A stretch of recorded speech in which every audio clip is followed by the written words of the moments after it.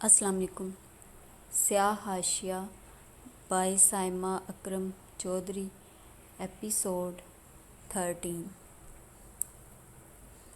वो आधा घंटा इंतज़ार करती रही, तब जाकर नंबर मिला और अगले 5 मिनट के बाद हाशिम टेलीफोन पर था। हाशिम, मुझे तुमसे अभी और इसी वक्त मिलना है। बख्तावर ने सलाम दुआ किए बगैर उसे कहा तो वो उसके लहजे की संजीदगी पर थोड़ा सा परेशान हुआ। तो ठीक है, आ जाओ, मैं सेंट्रल कैंटीन की तरफ आ रहा हूँ। हाशिम की बात पर उसने फ़ोन रखा और वाशरूम में जाकर 2-4 हल्के से छपाके मारे और अपने कमरे में जाकर अलमारी खोल कर खड़ी हो गई। कहीं जा रही हो क्या? नीलम ने उसे प्रेस शुदा सूट उठाकर वाशरूम की तरफ जाते देखा तो पूछे बिना नहीं रह सकी। बख्तावर ने हल्का सा इस बात में सर हिलाया। हाँ, हाशिम से मिलने। कैंपस में आ रहा है वो? नीलम हैरान हुई क्योंकि वो छुट्टी वाले दिन बख्तावर से मिलने नहीं आता था। इसका मतलब था कि बख्तावर ने उसे फ़ोन करके बुलाया था। यकीनन वो उससे अपने रिश्ते की बात डिस्कस करने वाली थी। अगले आधे घंटे में वो हाशिम के बिल्कुल सामने बैठी थी। माफ़ करना बख्तावर, तुम्हारे घर वालों का रवैया मुझे बहुत अजीब लगा है। हाशिम ने सारी बात सुनकर बेतकल्लुफ़ाना तबसरा किया। बख्तावर शर्मिंदगी से सर झुकाकर बैठ गई। उसने इस बात पर कोई कमेंट नहीं किया। तुम्हें इतनी दूर आकर पढ़ने की इजाज़त तो दे दी, लेकिन अपनी मर्ज़ी से जीने का हक़ नहीं दे रहे। हाशिम ज़रूरत से ज़्यादा संजीदा हुआ। बाबा का मिजाज शुरू से ही ऐसा है। उन्होंने मेरे भाई की मंगनी भी ज़बरदस्ती मेरे चचा के यहाँ कर रखी है। बख्तावर ने धीमे से अंदाज में उसकी मालूमात में इजाफा किया। दोनों इस वक्त सेंट्रल लाइब्रेरी के लॉन में बैठे थे। हाशिम ने हाथ में चाय का कप उठा रखा था और बख्तावर के सामने रखी चाय बिल्कुल ठंडी और यख हो चुकी थी। कितनी बड़ी ज़्यादती की बात है। उन्होंने मुझसे एक दफ़ा मिलना भी गवारा नहीं किया और तुम्हारी ज़िंदगी का फ़ैसला कर दिया। हाशिम का शिकवा बख्तावर को बिल्कुल जायज़ महसूस हुआ। मैं क्या कर सकती हूँ हाशिम? उसने बेबस नज़रों से सामने बैठे शख्स को देखा जो इस वक्त उसे पूरी दुनिया से ज़्यादा अजीज़ हो गया था। अगर वो तुम्हारी ख्वाहिश का एहतराम नहीं कर रहे तो क्या तुमने सबकी उम्मीदों पर पूरा उतरने का ठेका उठा रखा है? हाशिम का बस नहीं चल रहा था कि बख्तावर के बाबा को उठाकर किसी गुमनाम जजीरे पर फेंक आता जो इन दोनों की ज़िंदगी में विलन बनकर आ गए थे। मैं अगर कोई ऐसा वैसा कदम उठाऊंगी तो मेरे ख़ानदान की बाकी लड़कियों पर तालीम के रास्ते बंद कर दिए जाएंगे। बख्तावर हद दर्जा हसास थी। तुम्हारी ज़िंदगी बर्बाद कर दी जाएगी, एक नापसंदीदा शख्स तुम पर मुसल्लत कर दिया जाएगा, तो ख़ानदान की बाकी लड़कियां तुम्हें बचाने आएंगी क्या? हाशिम को एकदम ही गुस्सा आया। लेकिन हाशिम, बख्तावर तज़ब्ज़ुब का शिकार हुई। लेकिन वेकिन को छोड़ो बख्तावर, ये तुम्हारी ज़िंदगी है और ज़िंदगी बार बार नहीं मिलती। जब कोई तुम्हारा ख्याल नहीं कर रहा तो तुम अपनी ज़िंदगी क्यों दांव पर लगा रही हो? हाशिम ने उसे समझाने की कोशिश की। मैं बाबा की मर्ज़ी के बगैर इतना बड़ा कदम कैसे उठा सकती हूँ? बख्तावर ने झिझक कर सामने बैठे शख्स को देखा। तो ठीक है, फिर उनकी मर्ज़ी के मुताबिक डॉक्टर फैसल से शादी कर लो। वो नाराज़गी से खड़ा हुआ। बख्तावर के हाथ पैर फूल गए। तुम कहाँ जा रहे हो? वो बौखला सी गई। हॉस्टल। वो खफा हो चुका था। तुम मुझे छोड़कर कैसे जा सकते हो हाशिम? ये मसला हल करो। मैं इसलिए तो तुम्हारे पास आई हूँ। बख्तावर की आंखें एकदम भीग गईं। वो थोड़ा सा नरम पड़ गया। अगर मेरी बात नहीं माननी तो मेरे सामने रोना भी मत, ओके? उसने उंगली उठाकर उसे वार्निंग दी। मुझे कुछ समझ में नहीं आ रहा, मैं क्या करूं? बख्तावर की आंखों से ना चाहते हुए भी आंसू फिसल गए। हाशिम बेबस अंदाज से दोबारा कुर्सी पर बैठ गया और सामने बैठी लड़की को गौर से देखने लगा। वो कुछ पजल हुई। ऐसे क्यों देख रहे हो? देख रहा हूँ कि लोग कहते हैं मोहब्बत इंसान को बहादुर बना देती है, लेकिन तुम पर तो इसका उल्टा असर ही हुआ है। उसने बुरा सा मुंह बनाया। वो खामोशी से रोती रही। ये रोना धोना बंद करो प्लीज़। तुम्हें पता है ना, तुम्हारे आंसू मुझे तकलीफ़ देते हैं। हाशिम का मोहब्बत भरा अंदाज बख्तावर के दिल का चैन उड़ाकर ले गया। उसका यही हक जताता अंदाज उसे भाता था। उसकी गहरी नज़रों से वो किसी मोम की गुड़िया की तरह पिघलने लगती थी। मैं तुम्हें बहुत खुश रखूँगा बख्तावर, मेरी बात मान लो। ہم دونوں ایک نئی دنیا بساتے ہیں، اپنا ایک چھوٹا سا پیارا سا گھر بناتے ہیں۔ ہاشم نے ایک دفعہ پھر اسے دن میں خواب دکھانے شروع کر دیے۔ بختیور نے بے بس انداز سے سر جھکا لیا۔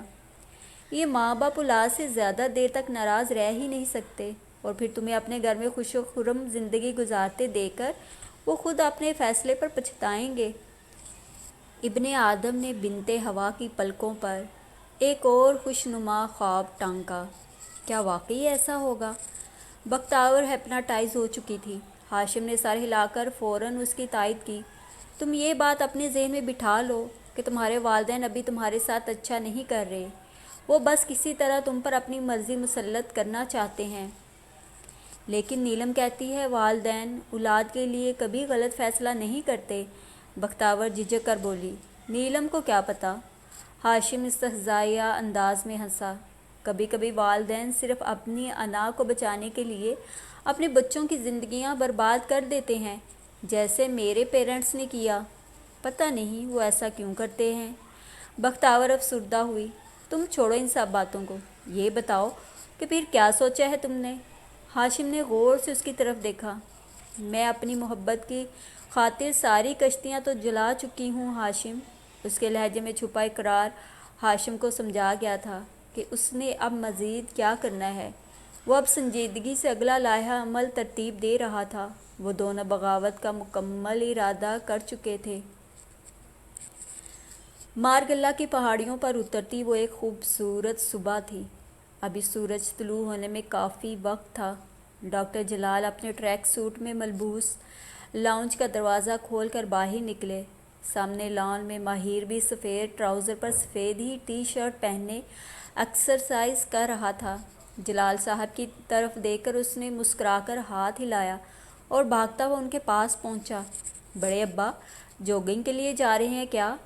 وہ اس طرح بے تکلفی سے ان سے پوچھ رہا تھا جیسے دونوں کے درمیان بہت خوشگوار تعلقات رہے ہوں۔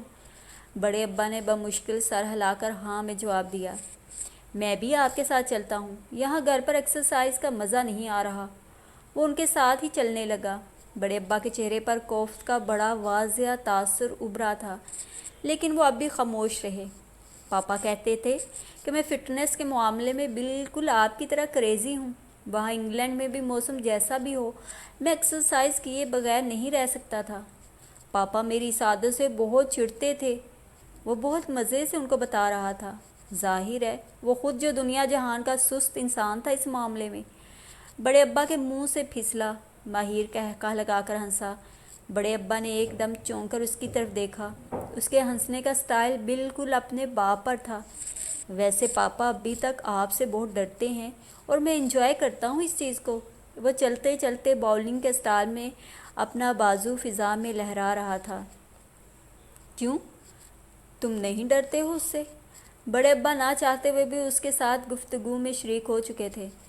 نو never, he is my best friend. ماہر کے لہجے میں چھپی محبت اس بات کی گواہ تھی کہ وہ جھوٹ نہیں بول رہا۔ وہ دونوں F9 پارک میں داخل ہو چکے تھے۔ گھاس پر ہلکی ہلکی نمی تھی اور فضا میں جنگلی پھولوں کی مہک۔ السلام علیکم جلال صاحب، کیسے ہیں؟ جوگنگ ٹریک پر بھاگتا ہوا بڑے ابا کی عمر کا ایک شخص ان کے پاس رکا۔ اس کی سانسیں پھولی ہوئی تھیں۔ وعلیکم السلام حامد صاحب، کیسے ہیں آپ؟ بڑے ابا ایک دم ہی خوش ہوئے۔ شاید ان کے حامد صاحب سے اچھے تعلقات تھے۔ یہ تیمور کا بیٹا ہے نا؟ حامد صاحب خوشگوار حیرت کا شکار ہوئے۔ تمہیں کیسے پتہ چلا؟ جلال صاحب نے حیرانگی سے پوچھا۔ بھئی چلتی پھرتی تمہاری اور تیمور کی فوٹو سٹیٹ کاپی ہے یہ، ابھی بھی پتہ نہ چلے؟ ہاؤ آر یو جنٹل مین؟ وہ بڑی خوش دلی سے ماہر سے ہاتھ ملا رہے تھے۔ انکل، آپ کو اپنا سٹیمنا امپروو کرنے کی ضرورت ہے۔ جوگنگ کے سٹارٹ میں ہی سانس پھولنا اچھی علامت نہیں۔ ماہر نے بے تکلفی سے ان کو مشورہ دیا تو وہ قہقہ لگا کر ہنسے۔ تمہیں کیسے پتہ چلا کہ یہ میرا پہلا چکر ہے؟ وہ ایک دم حیران ہوئے۔ جب میں اور بڑے ابا گھر سے نکلے تھے تو آپ کی گاڑی ہمارے پاس سے گزری تھی۔ اس کا مطلب ہے کہ آپ 5-10 منٹ میں پہلے ہی یہاں پہنچے ہوں گے۔ ماہر نے تفصیلاً جواب دیا۔ بھئی جلال، تمہارا پوتا بہت جینیس ہے، اس کا باپ تو اتنا کانفیڈنٹ نہیں تھا۔ حامد صاحب ان کے ساتھ ہی جوگنگ شروع کر چکے تھے۔ بڑے ابا نے اس بات کا کوئی جواب نہیں دیا تھا۔ انکل حامد، آپ اسٹیمنا بڑھانے کے لیے کچھ عرصہ جم جوائن کر لیں۔ وہ ان کے ساتھ بھاگتا ہوا انہیں مفت مشورے دے رہا تھا۔ وہ اس کی باتوں پر مسلسل مسکرا رہے تھے۔ 2 چکر تو اس نے ان دونوں کے ساتھ لگائے تھے اور پھر ان سے آگے نکل گیا۔ وہ 1 گھنٹہ جوگنگ کر کے لان میں کھڑا ایکسرسائز کر رہا تھا جب بڑے ابا اپنے دوست کے ساتھ وہاں پہنچے۔ ہاں بھئی، کیا ارادے ہیں تمہارے؟ یہیں پاکستان میں رہو گے یا باپ کی طرح یورپ بھاگ جاؤ گے؟ انکل حامد نے دوبارہ سے انٹرویو کا سلسلہ جوڑا۔ میں کسی بھی سچویشن میں بھاگنے کا قائل نہیں ہوں، بلکہ میدان جنگ میں کھڑے ہو کر آخری دم تک لڑنے پر یقین رکھتا ہوں۔ اس کی حاضر جوابی حامد صاحب کو لطف دے رہی تھی، جبکہ بڑے ابا ہنوز چہرے پر نو لفٹ کا بورڈ چپکائے کھڑے تھے۔ یہ تو اچھی بات ہے۔ ویسے بھی جلال کو بھی ضرورت تھی کوئی اس کے پاس رہے، تیمور نہ صحیح، اس کا بیٹا ہی صحیح۔ حامد صاحب کی بات پر جلال صاحب کے ماتھے کا بل فوراً ہی گہرا ہوا۔ معاف کرنا حامد، تمہاری بات کاٹ رہا ہوں۔ الحمدللہ، مجھے کسی کی ضرورت نہیں، میں اپنی زندگی میں سیٹ ہوں۔ جلال صاحب کے لہجے کی بے رخی پر حامد صاحب ایک دم گڑبڑا سے گئے۔ وہ تو ٹھیک ہے یار، لیکن عمر کا تقاضا بھی تو ہوتا ہے۔ انکل، بری بات، آپ میرے بڑے ابا کو بوڑھا کہہ رہے ہیں؟ ماہر کے شرارتی انداز پر حامد صاحب کا مزاج کچھ خوشگوار ہوا۔ ماہر نے بڑی خوبصورتی کے ساتھ بات کا رخ بدل دیا تھا۔ حامد صاحب مسکراتے ہوئے اپنی گاڑی کی طرف بڑھ گئے اور ماہر جلال صاحب کے ساتھ اپنے گھر کی طرف چل دیا۔ واپسی کے سفر میں وہ دونوں ہی چپ تھے۔ ارے، آپ دونوں اکٹھے جوگنگ کے لیے گئے تھے کیا؟ بڑی اماں کچن سے نکل رہی تھیں، ان دونوں کو اکٹھے دیکھ کر حیران ہوئیں۔ کیوں بڑی اماں، ہمارا ایک ساتھ جانا منع ہے کیا؟ وہ بے تکلفی سے ان کو اپنے بازوؤں میں لے کر ماتھے پر پیار کر رہا تھا۔ بڑے ابا نے چونک کر یہ منظر دیکھا۔ ایک لمحے کو تو بڑی اماں بھی ساکت رہ گئیں، ان کی بوڑھی آنکھیں پانیوں سے بھر گئیں۔ آج کتنے سالوں کے بعد ان کو کسی نے تیمور کے سٹائل میں بے ساختہ پیار کیا تھا۔ اچھا پیچھے ہٹو، یہ تمہیں بھی اپنے باپ کی طرح چپکنے کی بیماری ہے؟ مجھے تو پتہ ہی نہیں تھا۔ بڑی اماں کے لہجے میں پیار ہی پیار تھا۔ پاپا بھی ایسے کرتے تھے کیا؟ وہ لاپرواہی سے ڈائننگ میز پر رکھی پھلوں کی ٹوکری سے سیب نکال کر کھانے لگا۔ اور کیا، بہت چڑھتی تھی میں اس کی عادت سے۔ بڑی اماں کے لہجے میں چھپی حسرت سے ماہر کو اندازہ ہوا کہ وہ اب اسی عادت کے لیے کتنا ترسی ہوئی ہیں۔ بڑے ابا اپنے کمرے کی جانب بڑھ چکے تھے۔ کتنے سال ہو گئے پاپا کو پاکستان سے گئے ہوئے؟ ماہر نے یوں ہی پوچھا۔ 24 سال، بڑی اماں نے بے ساختہ جواب دیا۔ اور میرا خیال ہے اتنے عرصے میں وہ ایک دفعہ بھی واپس نہیں آئے ہیں نا؟ ماہر نے ہلکا سا سوچ کر کہا۔ بڑی اماں کا دل خراب ہوا۔ چلیں، اب میری شادی پر بلوا لیجیے گا انہیں۔ وہ مزے سے ان کے سامنے بیٹھا سیب کھا رہا تھا۔ تمہاری شادی؟ بڑے ابا نے ڈائننگ روم کی طرف آتے ہوئے اس کا جملہ بغور سنا تھا، جبکہ بڑی اماں حیرانگی سے اپنے پوتے کا چہرہ دیکھ رہی تھیں۔ پاکستان میں کوئی لڑکی پسند کر لی ہے کیا؟ وہ تجسس کے مارے بالکل اس کے پاس آ کر بیٹھ گئی۔ نہیں تو، وہ لاپرواہی سے بولا۔ بڑے ابا فریش جوس کا گلاس لے کر لاؤنج میں آ کر بیٹھ گئے تھے اور اخبار اٹھا لیا۔ پھر شادی کس سے کرو گے؟ بڑی اماں الجھن کا شکار ہوئیں۔ جس سے آپ اور بڑے ابا کہیں گے۔ وہ ریموٹ کنٹرول سے کوئی سپورٹس چینل تلاش کرتا ہوا بے تکلف انداز سے بولا۔ لو، ہمیں کیا پتہ؟ بڑی اماں کو نہ جانے کیوں لگا تھا وہ ان کے ساتھ مذاق کر رہا ہے۔ کمال کرتی ہیں بڑی اماں، آپ کو کیسے نہیں پتہ؟ وہ سیریس ہوا۔ بڑی اماں بونچکا رہ گئیں۔ شروع سے پاپا نے ایک ہی بات مجھے حفظ کروا دی تھی کہ میری شادی آپ لوگوں کی پسند سے ہوگی، اس لیے مجھے ادھر ادھر دیکھنے کی ضرورت نہیں۔ وہ لاپرواہ انداز سے انہیں بتا رہا تھا۔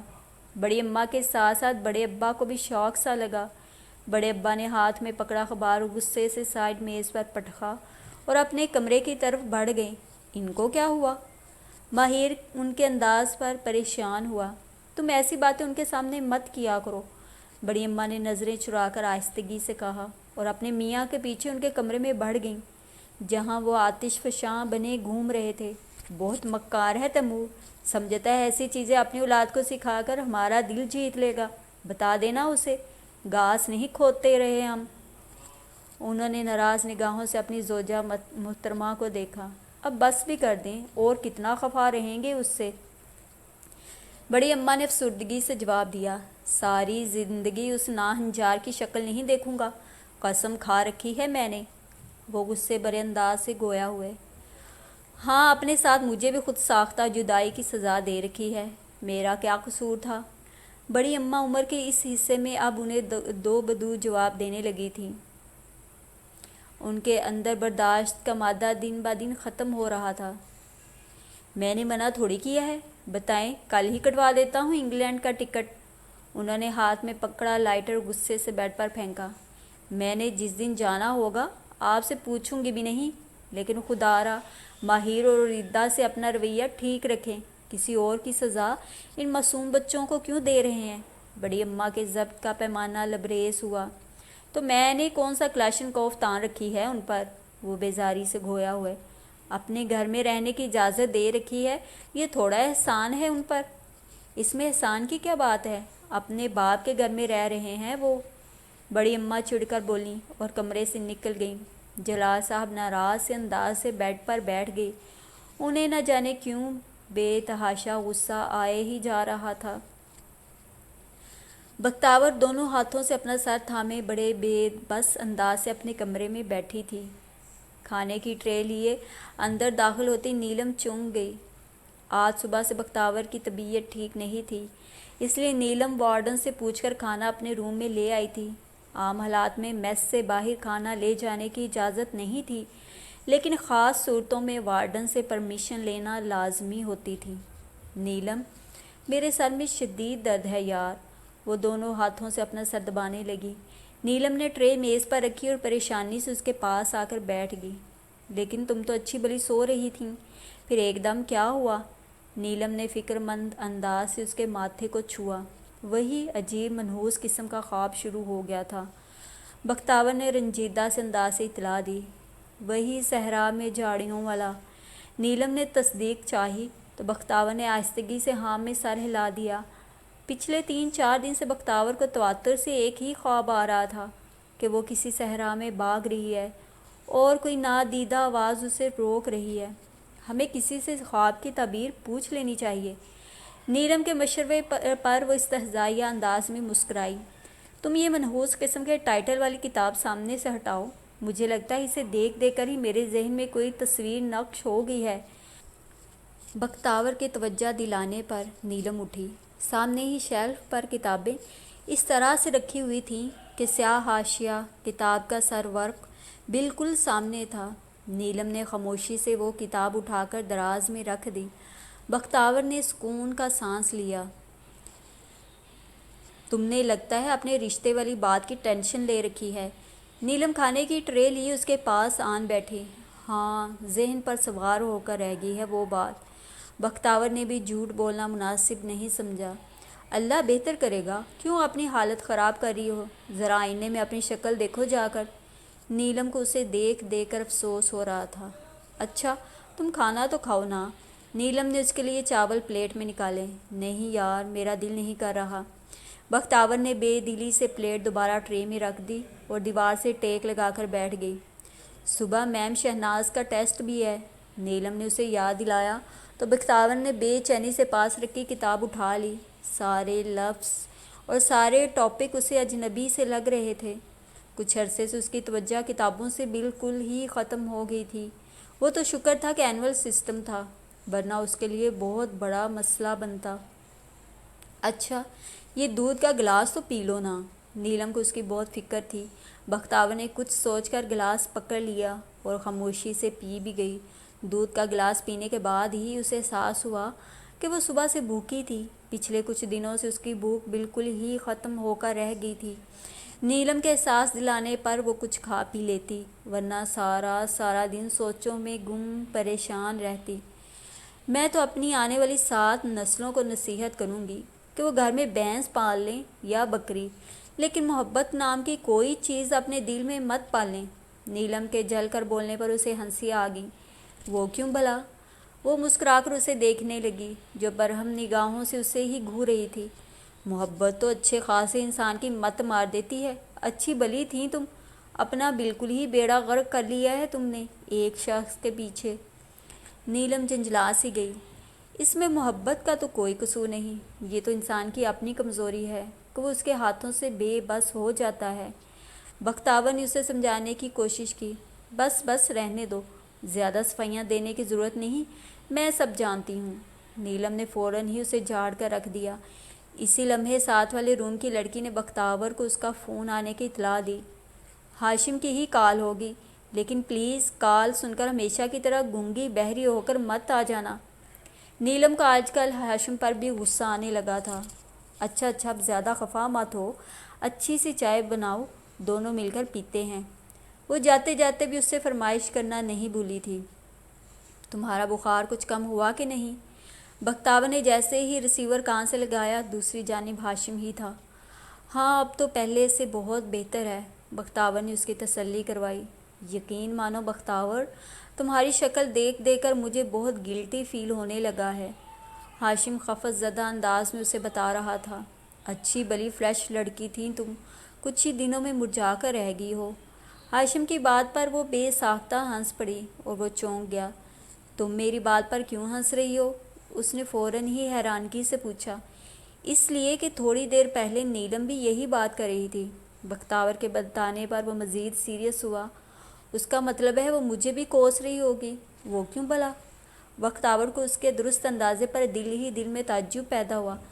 ظاہر ہے میری ہی وجہ سے تو تمہاری یہ حالت ہوئی ہے، وہ دل گرفتہ انداز میں گویا ہوا۔ ارے نہیں، ایسی تو کوئی بات نہیں، میں تو بابا کے سخت رویے سے دل برداشتہ تھی، اسی چیز نے مجھے آج کل پریشان کر رکھا ہے۔ بختیور نے اسے تسلی دینے کی بھرپور کوشش کی۔ پھر کیا سوچا ہے تم نے؟ وہ اسی بات کی طرف آ گیا تھا جس کی وجہ سے بختیور کا دن رات کا سکون غارت ہو چکا تھا۔ ابھی تک کنفیوز ہوں۔ بختیور کی صاف گوئی اس کا دل دکھانے کا باعث بنی۔ دیکھو بختیور، ہمارے پاس زیادہ ٹائم نہیں ہے، یہ بات تم بہت اچھی طرح جانتی ہو۔ اس کے بعد اگر کچھ ہو گیا تو تم مجھے قصوروار نہیں ٹھہراؤ گی۔ وہ اب دو ٹوک انداز میں اس سے بات کر رہا تھا۔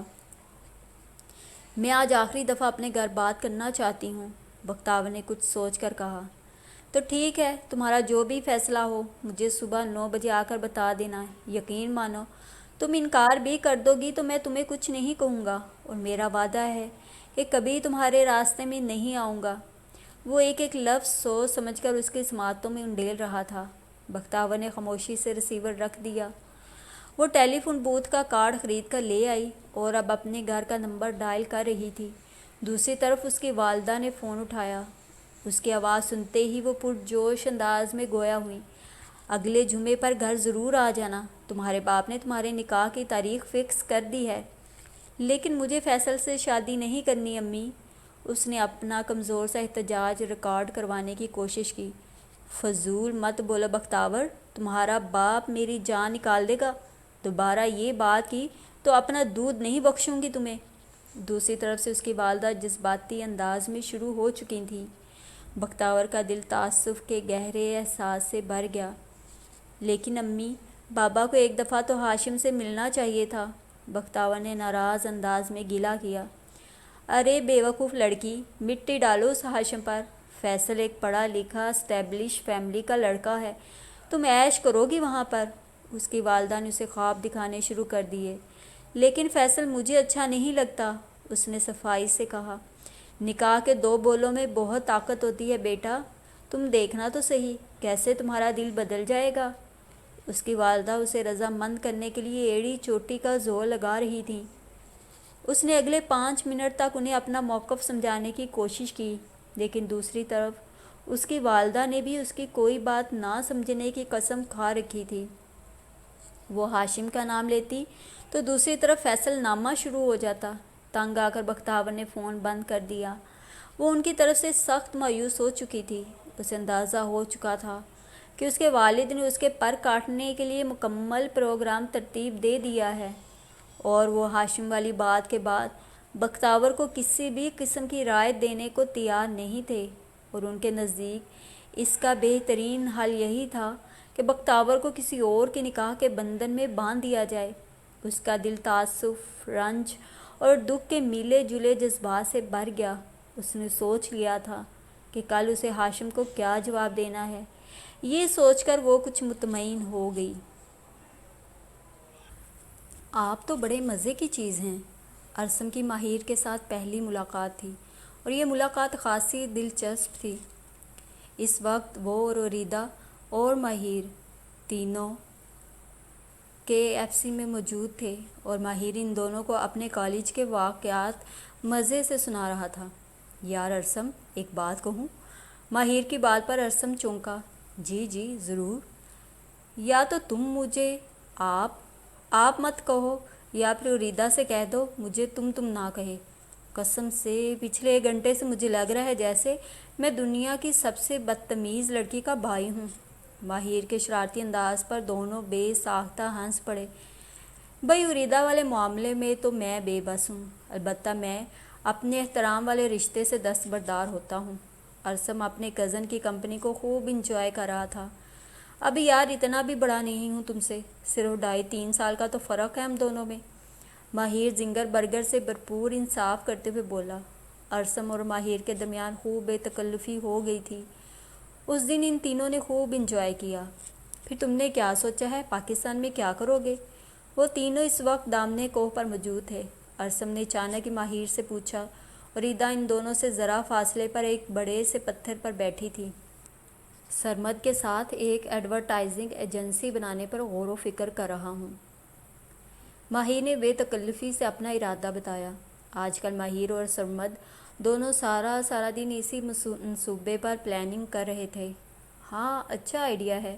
سرمد بھائی اس معاملے میں آپ کی کافی ہیلپ کر سکتے ہیں، اور میڈیا سائنسز کی ڈگری تو ویسے ہی آپ کے پاس ہے۔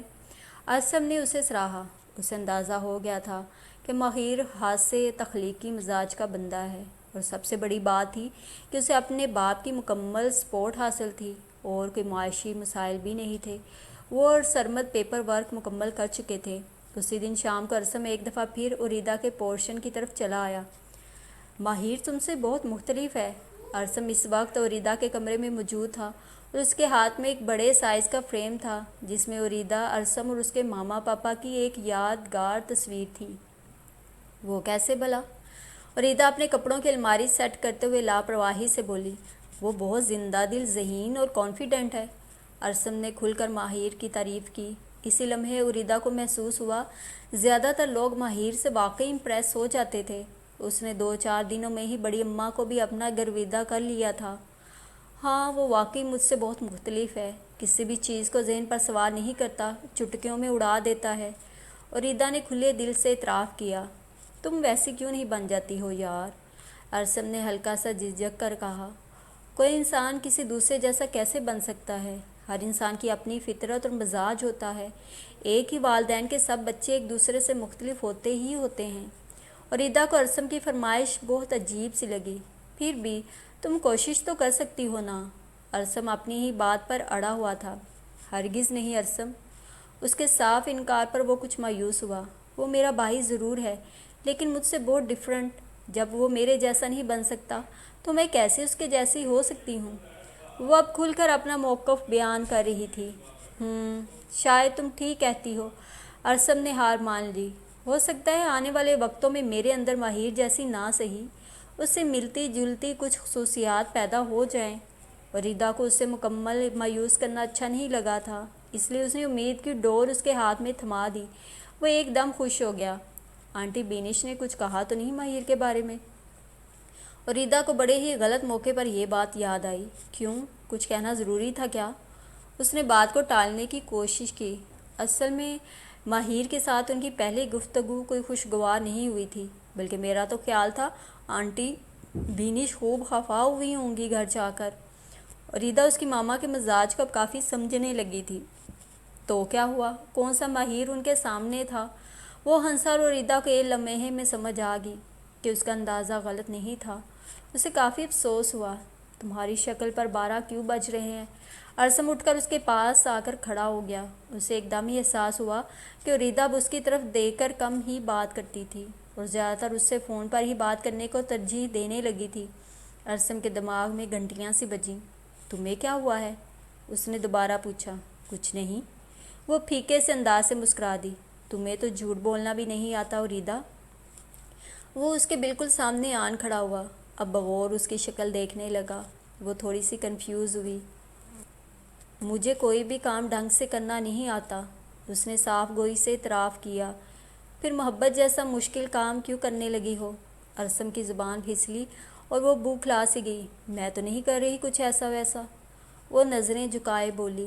ارسم کی بے ساختہ نظریں اس کے رخساروں پر گرتی لمبی سیاہ پلکوں میں اٹک گئیں۔ اس کی پلکیں اس وقت مرتعش تھیں اور وجود سارا کسی زلزلے کی زد میں۔ ارسم کو یقین ہو گیا تھا کہ اس کا اندازہ غلط نہیں تھا، لیکن وہ خود بھی اس معاملے میں اریدہ کی طرح بے بس ہو چکا تھا۔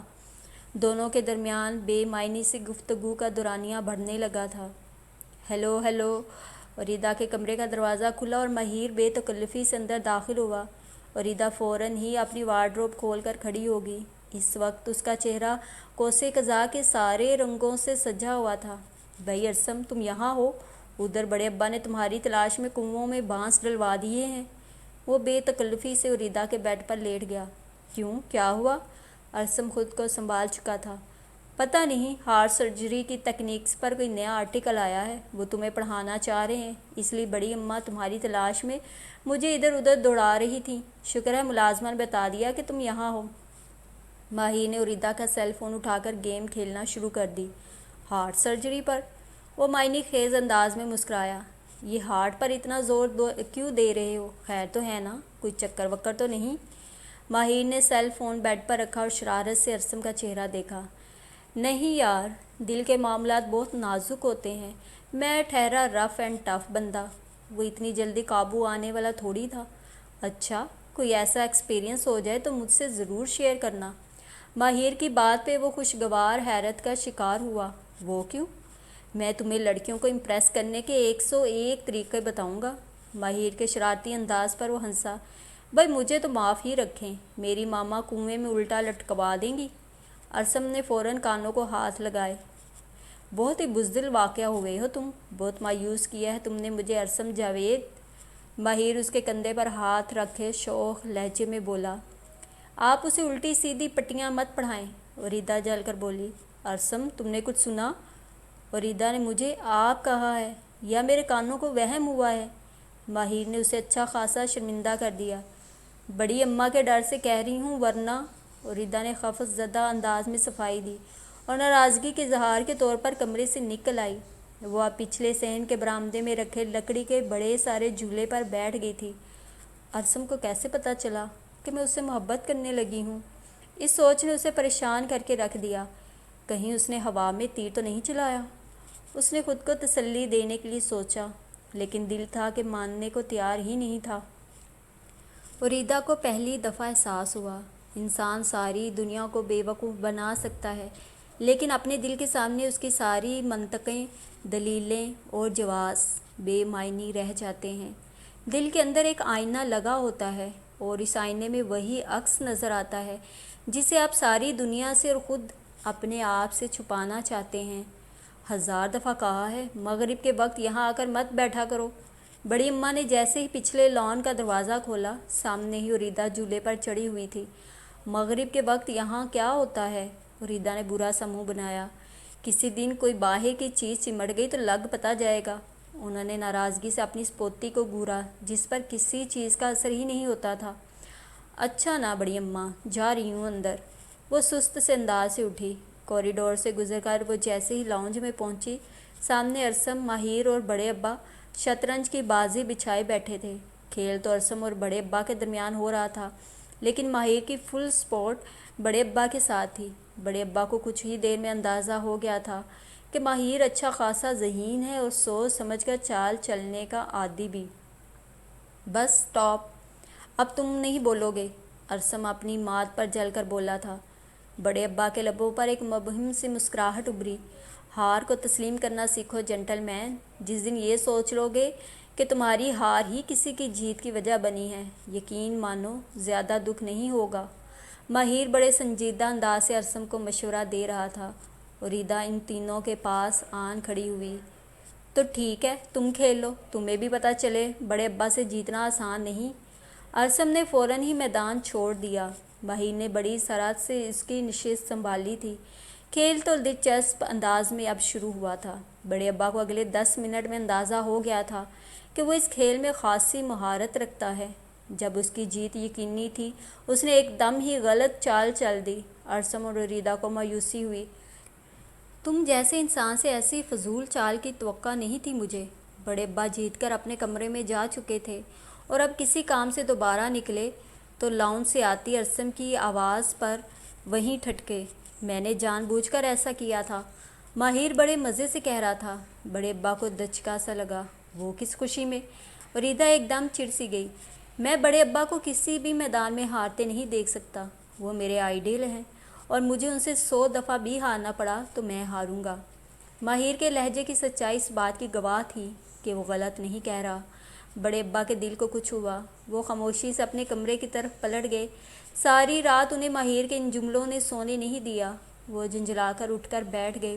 نیند ان کے کمرے کا راستہ بھول چکی تھی۔ انہیں اب ساری رات جاگ کر گزارنا تھی۔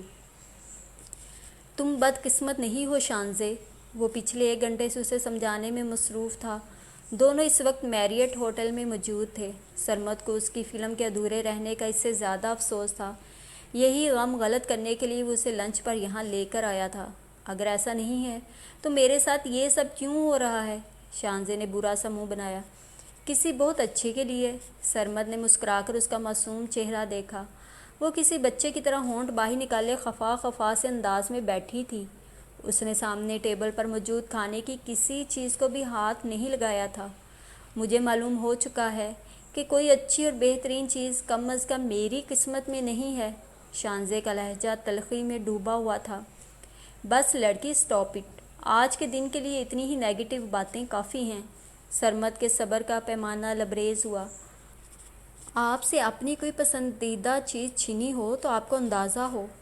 وہ بچگانہ سے انداز پر منہ بنا کر بولی تو سرمد کو ہنسی آ گئی۔ تم اپنے بھائی کے لیے ایسا سوچتی ہو؟ سرمد نے مصنوعی ناراضگی سے اس کی طرف دیکھا تو وہ بوکھلا سی گئی۔ نہیں، میں آپ کو بتانے کی کوشش کر رہی ہوں کہ آپ کو میرے جذبات کا اندازہ نہیں ہے۔ مجھے بہت اچھی طرح سے اندازہ ہے۔ اب آرام سے کھانا کھاؤ، میرے پاس تمہارے لیے ایک اور آپشن بھی ہے۔ سرمد نے اسے لالچ دیا، لیکن اس دفعہ شانزے پر اس کی کسی بات کا اثر نہیں ہو رہا تھا۔ فلم والے واقعے نے واقعی اس کے جذبات کو مجروح کر کے رکھ دیا تھا۔ میں نے سوچ لیا ہے، مجھے اب شوبز میں کام نہیں کرنا۔ شانزے کی بات نے سرمد کو اتنا حیران کیا کہ اس کا چمچ منہ کی طرف لے جاتا ہوا ہاتھ فضا میں ہی معلق ہو گیا۔ سرمد کو محسوس ہوا وہ بہت ہی زیادہ دل برداشتہ تھی۔ کیا کہا تم نے؟ سرمد کو اپنی سماعتوں پر شبہ ہوا۔ اس نے ہاتھ میں پکڑا چمچ پلیٹ میں رکھ کر شانزے کا سنجیدہ سا چہرہ دیکھا۔ میں نے فیصلہ کر لیا ہے کہ مجھے شوبز میں نہیں جانا۔ وہ اپنی بات پر قائم تھی۔ پھر کیا کرو گی؟ پتہ نہیں۔ وہ حد درجہ مایوس، دل گرفتہ اور رنجیدہ سی تھی۔ تم میڈیا میں کوئی جاب کیوں نہیں کر لیتی ہو؟ سرمد نے کچھ سوچ کر کہا تو ایک طنزیہ سی مسکراہٹ اس کے لبوں پر ابھری۔ کون دے گا مجھے جاب؟ ہر جگہ تو پرچی سسٹم ہے اور میرے پاس تو کوئی سفارش بھی نہیں۔ آج تک جتنے چانس ملے سارے آپ کی وجہ سے۔ وہ بیزاری اور مایوسی کی انتہا پر تھی۔ ویسے تمہارے لیے ایک جاب بھی ہے میرے پاس۔ سرمد مسکرایا تو وہ چونک گئی۔ جاب؟